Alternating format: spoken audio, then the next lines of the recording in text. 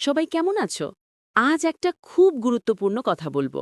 এমন একটা বিষয় যা সময় মতো জানলে হয়তো একটা জীবন বাঁচাতে পারো।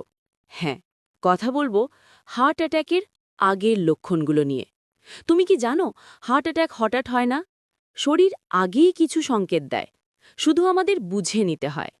ধরো তুমি বা তোমার চেনা কেউ হঠাৎ বুকে চাপ, ভারী লাগা বা জ্বালাপোড়া অনুভব করছো। এটা কিন্তু একটা বড় সতর্ক সংকেত।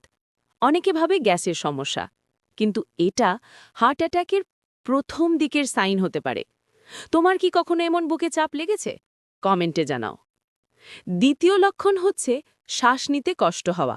তুমি যদি একটুখানি হাঁটলেই বা সিঁড়ি উঠলেই হাঁপিয়ে যাও, আগে এমন ছিল না, তাহলে একটু ভাবো। এটা হার্টের দুর্বলতারও ইঙ্গিত হতে পারে।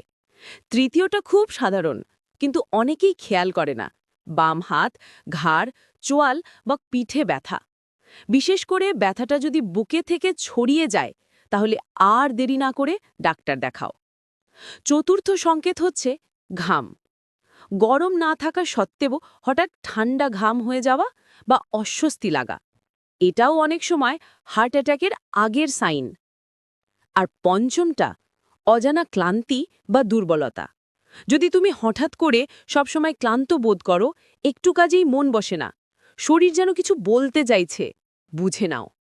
আমি জানি আমরা অনেক সময় ভাবি এ তো কিছু না, পরে দেখব।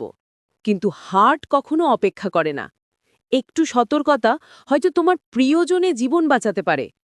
তাই বলছি, নিজের শরীরের কথা শোনো, নিয়মিত চেক আপ করাও, হেলদি খাবার খাও, স্ট্রেস কমাও। যদি এই লক্ষ্যগুলি তোমার মধ্যে থাকে, তাহলে একটি হার্ট ইসিজি ও ইকোকার্ডিওগ্রাম করে নেওয়া ভালো।